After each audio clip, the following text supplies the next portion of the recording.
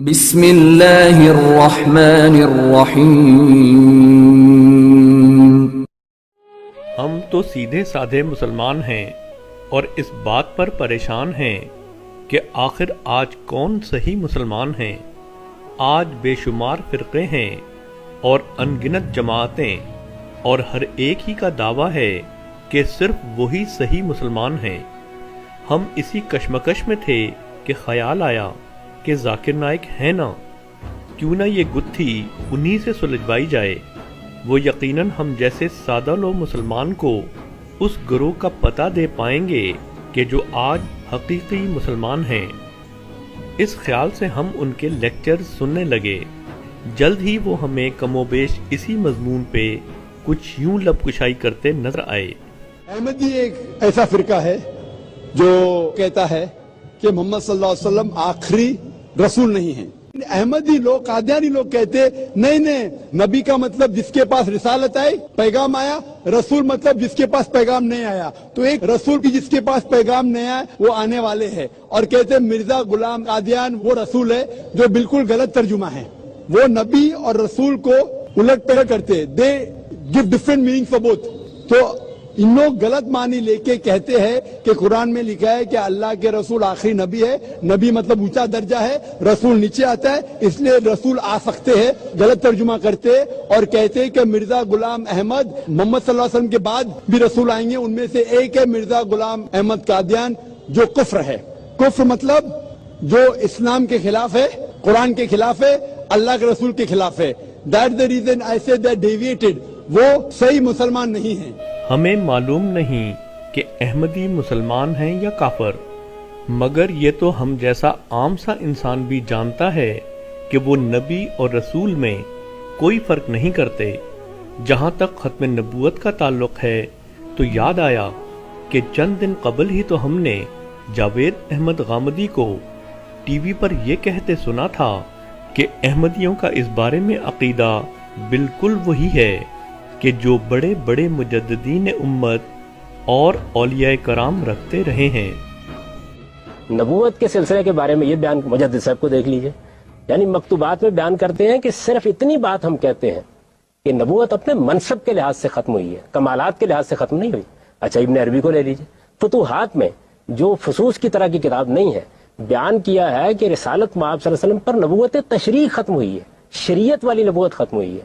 اس کے علاوہ جہاں تک نبوت کا تعلق ہے اپنی حقیقت کے لحاظ سے، وہ ویسی کی ویسی ہے، اور اس کے ہرگز یہ معنی نہیں ہے کہ آپ ختم نبوت کو اس معنی میں لے لیں۔ وہ حدیث نقل کرتے ہیں وہاں ان قطعت النبوہ، تو اس کا مطلب کیا ہے؟ اس کا مطلب یہ ہے کہ تشریعی نبوت ختم ہوئی ہے۔ میں نام نہیں لینا چاہتا، لیکن میں یہ کہتا ہوں کہ جن لوگوں کے خلاف اس زمانے میں ہم ہنگامہ کرتے رہے ہیں، وہ اس سے زائد کون سی بات کہتے ہیں؟ یہ صریح الفاظ میں بیان ہوا ہے۔ آپ اجازت دیں گے میں سناؤں گا۔ یا اللہ، یہ کیا ہوا؟ یہ دو ہی تو جواز تھے کہ جو ذاکر نائک نے احمدیوں کے کفر کی دلیل کے طور پر پیش کیے تھے، اور یہ دونوں ہی غلط نکلے۔ دل کی پریشانی کو کچھ کم کرنے کے لیے ہم نے سوچا کہ ذاکر نائک سے غلطی ہوئی تو کیا ہوا، گرتے ہیں شہسوار ہی میدان جنگ میں۔ جب سارے ہی فرقوں کے مولوی حضرات احمدیوں کو کافر کافر کہتے ہیں تو ضرور یہ کافر ہی ہوں گے۔ چلو نبی اور رسول کے معنی عدل بدل نہ کرتے ہوں گے، اور نہ ہی ختم نبوت کی کوئی ایسی تفہیم کرتے ہوں گے کہ جو مسلمہ بزرگان امت پہلے سے نہ کر چکے ہوں، مگر یہ تو ہو سکتا ہے نا کہ وہ کلمہ، نماز اور قرآن کو نہ مانتے ہوں، تبھی تو کافر کہلاتے ہوں، یا ایسے کام کرتے ہوں جو برے ہوں اور جنہیں قرآن کریم منع کرتا ہو۔ سو ہم دل کی تشفی کے لیے کسی مولانا کی کوئی ایسی ثبوت والی ویڈیو تلاش کرنے میں لگ گئے۔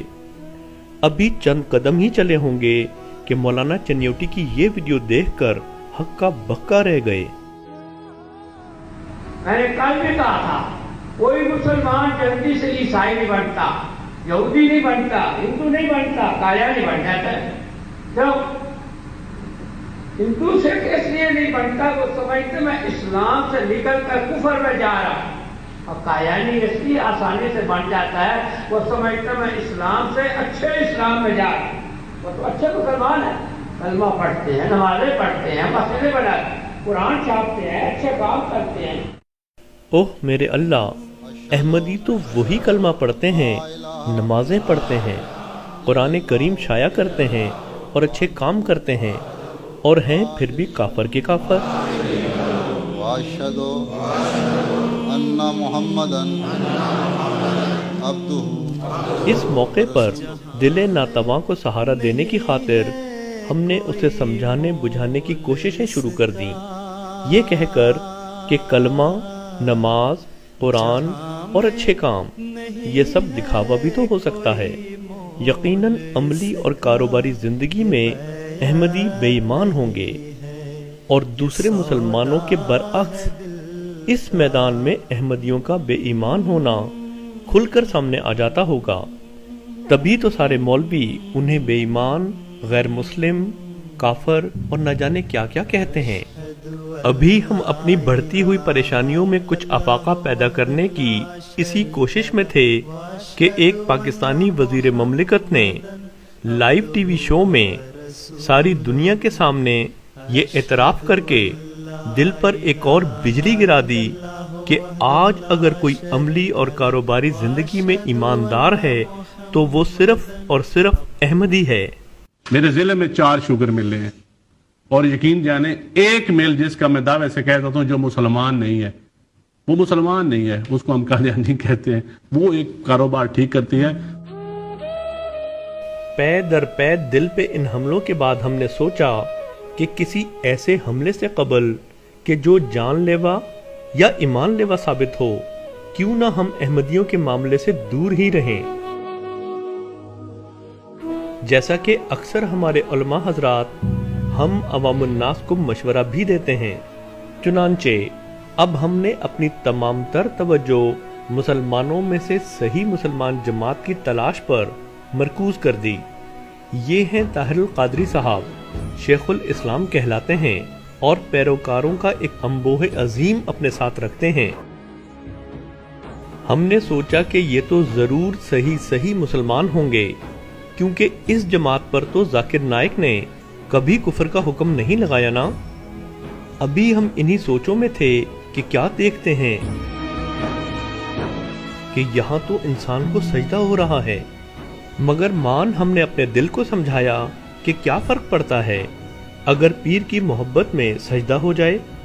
ان کے اسلام پر ہم کیوں کر شک کر سکتے ہیں کہ جن پر ذاکر نائک جیسے ہر شے پر نظر رکھنے والے نے کبھی کفر کا حکم نہیں لگایا۔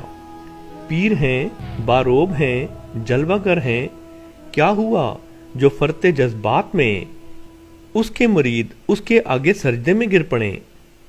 بھلا اسلام ایسا کمزور ہے کہ جو زندہ پیر کو سجدہ کرتے ہی ضائع ہو جائے؟ نہیں، یہ تو مسلمان ہیں، پکے مسلمان۔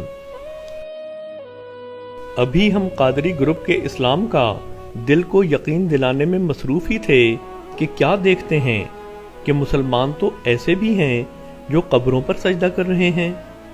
دل سے خود بخود آواز آئی کہ یہ قبر پرست گروہ تو ضرور دار اسلام سے خارج ہوگا، مگر یہ جان کر ہم سخت مایوس ہوئے کہ ذاکر نائک نے تو ان قبر پرست بریلویوں کو بھی کبھی دار اسلام سے خارج قرار نہیں دیا۔ ارے ہم ہی کم علم ہیں، وگرنہ ان باتوں سے کسی کے اسلام میں کوئی فرق تھوڑا ہی پڑتا ہے۔ ہم اپنے دل کو سمجھاتے بجھاتے یہاں سے بھی آگے چل دیے۔ ابھی 2 قدم بھی نہ چل پائے تھے کہ ایک علامہ کو یہ کہتے سنا کہ انسان تو انسان، حیوان کو سجدہ کرنا بھی واجب ہے۔ نہیں بچ رہا تھا بچہ قائد اعظم کی دادی کے یہاں، 11 ہوئے اور مر گئے۔ دادی پریشان، پڑوسن نے کہا کیا پریشانی ہے، بچے گا بچہ۔ ذوالجناح آئے تو اس کے گھٹنے کے سامنے سجدہ کر لینا، جہاں اس کے سم ہیں وہاں سڑک پہ جا کے پیشانی رکھ دینا اور کہنا، ذوالجناح سے کہنا بیٹا دے اور زندہ رکھ۔ ذوالجناح سے بات چلی، پاکستان پہ ختم ہوئی تو پتہ چلا پاکستان ذوالجناح کے سموں کا صدقہ ہے۔ کا صدقہ، گھوڑے کا صدقہ. ارے اب جملہ سن لو. چونکہ ذوالجناح کی وجہ سے یہ ملک بنا، پورے ملک کی آبادی کو ذوالجناح کے سموں پر سجدہ کرنا چاہیے. پاکستان کا مطلب گھوڑا، بڑا شریف گھوڑا تھا. قائد اعظم کی دادی کی سن لی، تبھی تو عورتیں کان میں دل کے جانے کیا باتیں کرتی ہیں اور سال بھر میں پوری ہو جاتی ہیں. ارے حسین کا شبی کا گھوڑا جب دعائیں پوری کر دیتا ہے تو حسین کیا ہے جو رب بن جاتے. یہ سب دیکھ اور سن کر ہمیں یقین ہوا کہ گھوڑے کو سجدہ کرنا، اس سے دعائیں مانگنا اور حضرت حسین رضی اللہ تعالیٰ عنہ کو رب کہنا، یہ تو ایسے امور ہیں کہ جن کے بارے میں کفر کا کوئی شک باقی نہیں رہتا. مگر یہ جان کر ہماری حیرت کی کوئی انتہا نہ رہی کہ ایسے شیعہ گروہ کو بھی ذاکر نائک نے کبھی دو ٹوک لفظوں میں غیر مسلم یا کافر نہیں کہا، بس صرف قادیانیوں کے بارے میں ایسا کہا ہے. مرتے کیا نہ کرتے، ہم نے دل سے کہا کہ کیا تو ذاکر نائک سے زیادہ جانتا ہے؟ جب وہ اس گروہ کے عقائد کو کفر نہیں کہتے تو آخر تو کون ہے جو ایسا سوچتا ہے؟ آخر گھوڑا بھی تو اللہ تعالیٰ کی تخلیق ہے، اسے سجدہ کرنے سے کون سا آسمان ٹوٹ پڑتا ہے؟ ابھی ہم حیرتوں کے سمندر میں غوطے در غوطے لگا رہے تھے کہ ہمارے ایک دیوبندی دوست جو ہماری کیفیت سے آشنا تھے بولے، ارے سب چھوڑو، بس تبلیغی اور دیوبندیوں کے ساتھ ہو لو، توحید اور اسلام کی وہ شان و شوکت دیکھو گے کہ دل سکون سے بھر جائے گا. ابھی موصوف جملہ پورا بھی نہ کر پائے ہوں گے کہ ہمارے ایک دوسرے دوست جو شہباز قلندر کے معتقدین میں سے ہیں، انہوں نے ایک دیوبندی پیر جناب امین صاحب کی یہ ویڈیو لگا دی. آقا جی کا کتا ہے، گورا ہے یا کالا ہے، تو آقا جی کی عظمت کے سامنے ہمارے تو کچھ نہیں ہے، تو آقا جی کے کتے بن کے ہو ہو کرو.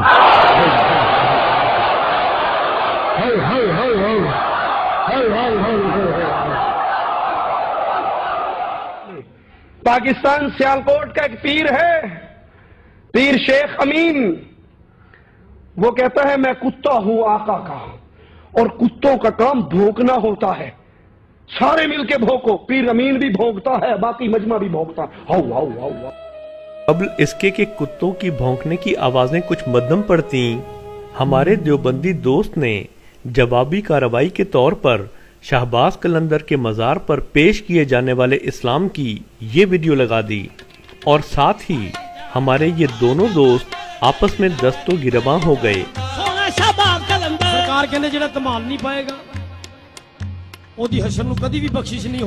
ہم کبھی انہیں دست و گریباں ہوئے دیکھتے اور کبھی اس اسلام کو دیکھتے جو نماز، روزہ اور قرآن کریم کے بجائے دھمال ہی کو ذریعہ نجات قرار دے رہا ہے، اور ساتھ ہی یہ خیال بھی دل کی پریشانی کو عروج پر پہنچاتا رہا کہ ایسے ایسے گروہوں پر بھی ذاکر نائک نے کبھی کفر کا حکم نہیں لگایا، بس صرف ان پر لگایا ہے کہ جن کے بارے میں مخالفین بھی یہ تسلیم کرتے ہیں کہ اس دور میں مرزا غلام احمد جس طرح اسلام کو سمجھے ہیں ایسا بہت کم لوگ سمجھیں. یہ سنا ہے کہ انہوں نے کہا کہ اگر کوئی شخص آج اسلام زندہ دیکھنا چاہے تو قادیان میں جا کے دیکھے. سر سید احمد خان نے بھی مولانا سید میر حسن کو منع کیا تھا کہ ان کے ساتھ جھگڑا کرنے کی ضرورت نہیں ہے، ہمیں کیا ان کا جو بھی عقیدہ رہے ان کے پاس، لیکن ہمیں اس سے کوئی غرض نہیں. لیکن سنے ہے کہ آدمی بڑا صالح اور نیک ہے،